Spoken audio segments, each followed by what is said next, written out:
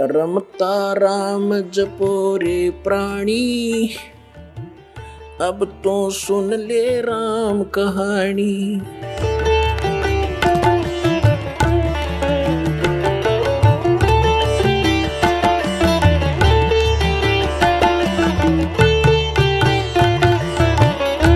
तो जब धर्मदास जी को परमात्मा ने कहा कि भाई अभी ये मूल मंत्र और मूल ज्ञान, ये सार नाम अपने परिवार को भी मत बताना। अब धर्मदास जी को चिंता बनी। धर्मदास जी ने कहा, चिंता बनी कि हे भगवान, मेरे को आपने 42 वंश का आशीर्वाद दे दिया, क्योंकि धर्मदास जी एक अच्छी आत्मा थे, लेकिन संसार के व्यवहार में वो घना ग्रस्त था। पहले उनको एक पुत्र था नारायण दास, और नारायण दास निकम्मा था, काल का दूत था।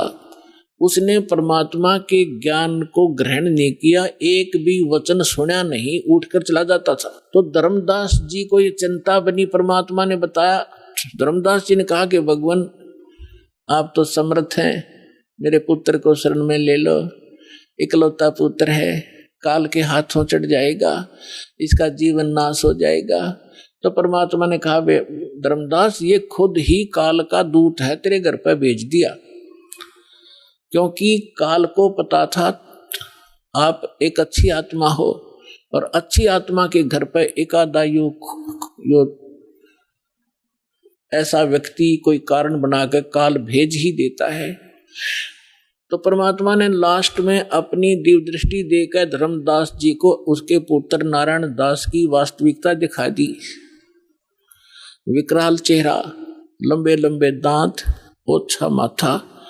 तो परमात्मा ने कहा कि ये दूत आया हुआ है, काल का स्पेशल भेजा हुआ है तेरी भक्ति नाश करने के लिए। इस बात से धर्मदास चिंतित हो गया कि हे भगवान, ये तो सचमुच, ये तो लड़के के कवर में मेरा दुश्मन बैठा है। फिर उसको चिंता हुई कि हे भगवान, 82 साल की उम्र होगी और अब क्या होगा, अरे ये तो काल का वंश चल गया मेरे से और पाप का भागी हो गया मैं। तो परमात्मा ने कहा कि ऐसे व्यक्ति का वंश नहीं चला करता। तो परमात्मा बोले, जी इसका नहीं चलेगा तो मेरा भी वंश नाश हो गया। हे भगवान, अब क्या होगा, मेरा क्या होगा, मेरा वंश कैसे चलेगा। तो परमेश्वर ने कहा कि तू चिंता ना करे, तेरे को 42 पीढ़ी दे दी मैंने, तेरा 42 पीढ़ी तक वंश चलेगा। तब धर्मदास जी कहने लगे, इस काल का वंश चलेगा भगवान, इससे अच्छा तो ना चले। यो परमात्मा बोले, नहीं, मैं और तेरे को एक पुत्र दूंगा, उससे तेरे 42 पीढ़ी वंश चलेगा। ये अब इन्होंने गलत व्याख्या कर रखी है। कबीर पंथी जो दामा खेड़ा वालों ने एक भ्रमणा फैला रखी है कि जो दामा खेड़ा की गद्दी से नाम लेगा उसका ही मोक्ष होगा। कबीर साहब ने 42 पीढ़ी को आशीर्वाद दे रखा है, 42 पीढ़ी को नाम देने का आशीर्वाद नहीं दे रखा। धर्मदास की चिंता मिटाने के लिए ये कहा था कि तेरे को 42 पीढ़ी का वंश दे दिया, तेरा वंश चलेगा और मोक्ष उसका होगा जो सद्भक्ति करेगा, पूरे संत जो मेरे अधिकारी संत से लेगा। तो फिर उसको 10 महीने के बाद एक चूड़ामणि उर्फ मुक्तामणि नाम का एक पुत्र उसकी पत्नी से जन्म हुआ परमात्मा के आशीर्वाद से। उनसे फिर उनकी ये 42 वंश चले। फिर धर्मदास जी को चिंता हुई। परमात्मा ने कहा कि अपने वंशजों को भी ये मूल ज्ञान नहीं बताना, मूल मंत्र नहीं बताना, सार नाम नहीं देना।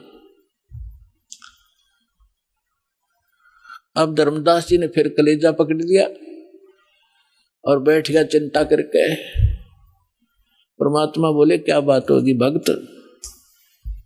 कहने लगे, क्या बताऊं गुरु जी, क्या बताऊं भगवान, आपने तो ऐसी प्रतिज्ञा करा दी कि मेरे वंशजों को भी नाम नहीं देना, सार नाम नहीं देना, सार नाम बिना मुक्त नहीं हो सकते, सतनाम भी नहीं बताना। आप कह रहे हो कि पहला पहला मंत्र देना, इनका मुक्ति क्यों करोगी भगवान? तब परमात्मा, लाला जी था वो सेठ, धर्मदास जी बनिए के घर जन्म था उसका, वैश्य था।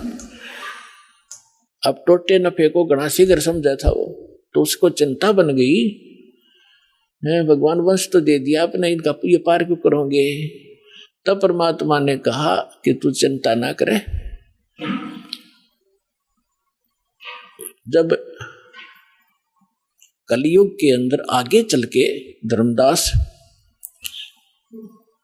में एक भक्ति समय आवेगा और उस समय सभी पार होंगे और मैं फिर आऊंगा और तेरे वंशजों को जो मंत्र दे दिया और ये मेरी वाणी पढ़ते रहेंगे ज्ञान यज्ञ, इससे भी मानव शरीर प्राप्त हो जाते हैं, लेकिन मोक्ष नहीं होगा। तो आप ये प्रथम मंत्र अपने वंशजों को, तेरे वंशजों को प्रथम मंत्र देंगे और ये वाणी मेरी वाणी का पाठ करते रहेंगे, इससे इनको मानव शरीर प्राप्त होते रहेंगे। तब धर्मदास जी ने कहा जी फिर मानव शरीर का क्या बनेगा, जब सार नाम नहीं मिला, सतनाम नहीं मिला, तो ज्ञान से परिचित हो चुका था वो। तब परमात्मा ने कहा कि आगे चल के जब ये भक्ति योग शुरू होगा तब मैं फिर आऊंगा और फिर तो सारी सृष्टि को पार करूंगा, तेरे बच्चे भी पार होंगे, तेरे वंशज भी पार होंगे। अब क्या बता रहे परमात्मा के धर्मदास, एक बार मेरा और इस काल का, यहाँ के किस ब्रह्मांड के मालिक ब्रह्म का एक संवाद हुआ था। इसने मुझसे प्रतिज्ञा करा ली थी कि 3 युगों में जीव थोड़े ले जाना और चौथे युग में आप कितने ही जीव मुक्त करा लेना। तो मैंने इसको तथा वस्तु कर दी थी, ठीक है जो तू कह रहा है वो मुझे स्वीकार है। तो फिर क्या बताया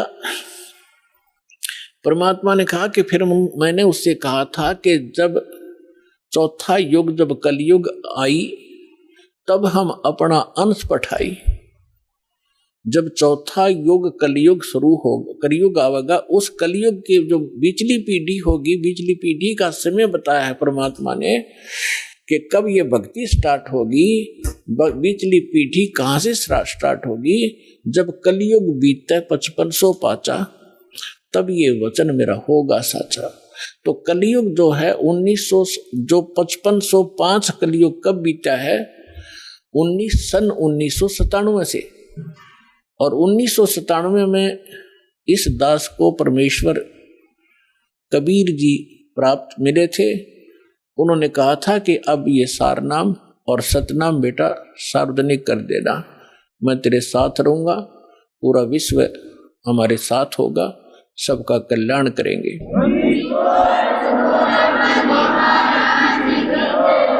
तो परमात्मा ने धर्मदास जी से कहा था कि के काल से मेरी वार्ता हुई थी, तब मैंने काल से कहा था कि विनती तोर मान में लीनी, कि जो तूने विनती की है काल के 3 युगों में जीव ना ले जाना, चौथे युग में 3 युगों में थोड़े जीव ले जाना, चौथा युग जब कलयुग आवे तब शरण जीव बहु जावे, ऐसा वचन हर मोह दीजे, तब गमन संसार ही की जाए। तब परमात्मा ने कहा था विनती तोर लीन में मानी और मोह को ठगे काल अभिमानी। फिर परमात्मा ने कहा कि चौथा युग जब कलयुग आई तब हम अपना अंश पठाई। जब चौथा युग कलयुग आवेगा तब हम अपना अंश, अपनी प्यारी आत्मा को भेजूंगा। अब उसको ये कहे कि मैं आऊंगा या ऐसे आऊंगा, तो वो काल नहीं समझ पावा था। इसलिए परमात्मा कहते हैं 100 छल छिद्र मैं करूं अपने जन के काज। तो क्या बताया था कि चौथा युग जब कलयुग आई तब हम अपना अंश पठाई। काल फंद छूटे नरलोई, काल का फंद, काल का बंधन छूटे नरलोई, सब नर नारियों का ये बंधन छूटेगा और सकल सृष्टि परवानिक होई। पूरा विश्व मंत्र लेगा, परवानिक माने दीक्षित होगा।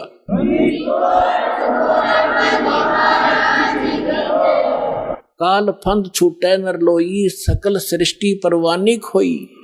और घर घर देखिए बोध विचारा और सतनाम सब ठोर उचारा। आप सुन रहे थे जगत गुरु तत्वदर्शी संत रामपाल जी महाराज जी के मंगल प्रवचन। अधिक जानकारी के लिए विजिट कीजिए हमारी वेबसाइट www.jagatgururampalji.org। संत रामपाल जी महाराज जी के शुभ आशीर्वाद से पूरे विश्व भर में 500 से भी ज्यादा नाम दीक्षा केंद्र हैं, जिन पर संत रामपाल जी महाराज जी द्वारा ऑनलाइन निशुल्क नाम दीक्षा दी जा रही है। अपने नजदीकी नाम दीक्षा केंद्र का पता करने के लिए संपर्क करें 8222880541।